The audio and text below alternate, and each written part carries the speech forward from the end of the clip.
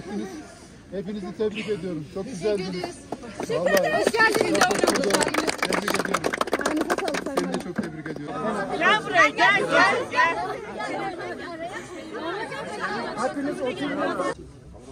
Bayram hocam.